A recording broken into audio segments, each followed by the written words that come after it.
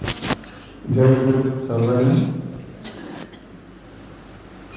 આપણે પહેલા દિવસે પંકજદાસ મહારાજે અહીંયા સત્સંગમાં વાત કરી હતી કે એક મને પ્રશ્ન કર્યો, હું એનો જવાબ ક્લિયર ના આપી શક્યો કારણ કે એવી મારી ક્ષમતા નથી તાત્કાલિક પરીક્ષા ભોગને જવાબ દઈ શકી.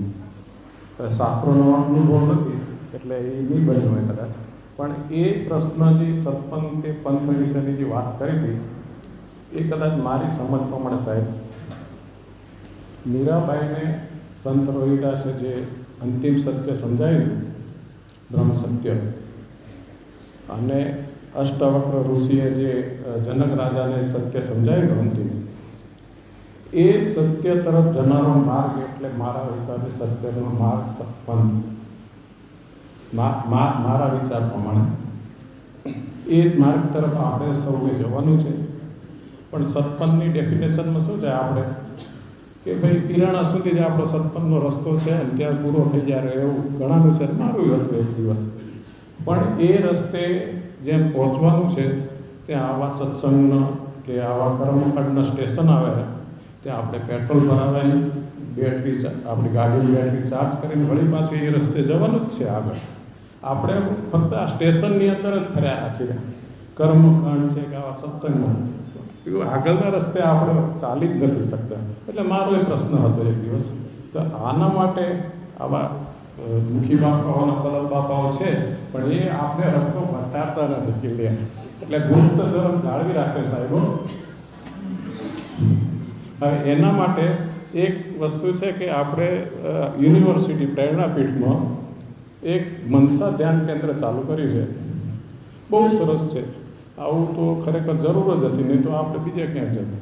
પણ ત્યાં આગળથી એક એવો રસ્તો છે કે ત્યાં તમે શોર્ટકટમાં એક્સપ્રેસ હાઈવે છે એ સત્ય તરફ જનારો રસ્તો છે. સત્પંથ કહીએ તો એ ચાલે.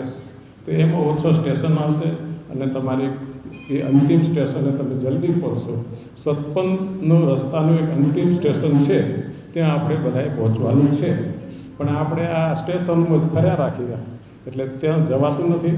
તો ત્યાં આપણે મનસા ધ્યાન કેન્દ્રમાં જાઓ તો એમાં સરળ રીતે બધાને એકદમ સારી રીતે સમજાવેલા.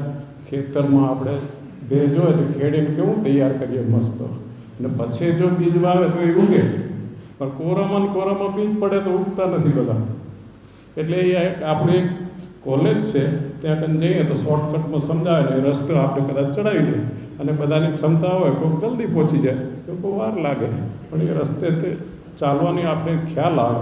એટલે મારા સમજ પ્રમાણે એ સત્પથનો એ સત્ય સુધી પહોંચવાનો આપણો એક રસ્તો એટલે સત્પંથ સાહેબ. બીજું, આપણે ત્યાં જઈએ મનસામાં તો એક સમજણ સાથે જવું ને સંકલ્પ, દ્રઢ સંકલ્પ સાથે તમે જો પાછા આવશો તો તમારે ક્યારે ને ક્યારે એ રસ્તે તમે શોર્ટકટમાં પહોંચી જશો. ને એ રસ્તા ઉપર હકીકતમાં આપણે અંધારામાં જ બધા એને દોડ્યા રાખી રહ્યા.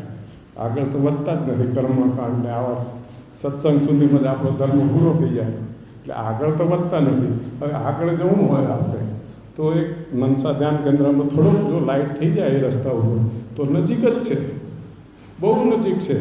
પણ થોડોક જો લાઇટ થઈ જાય ને અજવાળું તો જલ્દી પહોંચી જવાય. પણ આપણે અંધારામાં ફર્યા રાખ્યા. એટલે તમને પ્રાર્થના છે આ સદગુરુનો સંદેશ તમારા ઘરે પહોંચાડવા અહીંયા અમે ટપાલીનું કામ કરી રહ્યા. હવે તમે જરાક ગયા હશો બધા પણ ફરીએ જજો, પણ એક સમજણ સાથે જજો ને એક દ્રઢ નિશ્ચય કરીને આવશો તો તમારું કામ થશે. અહીંયા જે તમને આ ધારામાંથી પંકજદાસ મહારાજ કે સાહેબ શ્રી આપ્યું ને એ તો 50% જ છે. પૂરું તમને સમજવું હોય તો મનસા ધ્યાન કેન્દ્રમાં જજો. તમને સાચે સાચું એકદમ એક્સપ્રેસ હાઈવે તમને બતાડી દેશે. ત્યાંથી તમે આગળ વધી શકો અને જલ્દી પહોંચી જાઓ. અહીંયા આપણે ઝીણા ઝાડા રસ્તામાં જઈએ આવા બાપા જેવા હવે પહોંચી જાય, પણ હવે આપણે બધાને પહોંચી ન શકીએ અને બધાને જોવાનું શોર્ટકટ.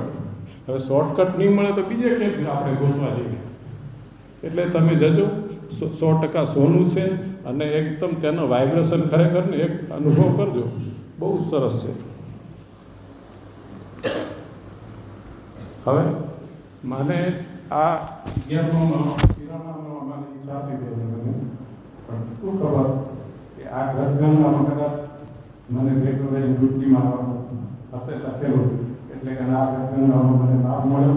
તમારા બધા ભગવાન માતા ભગવાન તમારા દર્શન થયા, બહુ આનંદ થયો અને ખરેખર હું જવાનું હતું પણ હવે અહીંયા થશે ખૂબ આનંદ છે. હવે આ ગંગામાં હવે આ મારા શસ્ત્રો છે કે મારે જીવનની અંદર ક્યાંય પણ કર્મ મન કર્મ વચ્ચેથી ક્યાંય કંઈ કહેવાય ગયું તો ચૂકી ગયો માફ કરવાના. હવે આ ગંગામાં ઓલી ગંગામાં નાહી અને શું ધોવાશે એ ખબર નથી મને, પણ આ ગંગામાં નાહી અને મારો અંદર મિત્રનો આગ લાગ્યા છે એ ધોવાનું મને મોકો મળે ને આ ગંગામાં નાહવાનો મારા જોડે તમારા દર્શનનો લાભ મળે વાલા ભગવાન એ જ મારું અહોભાગ્ય છે. જય ગુરુ.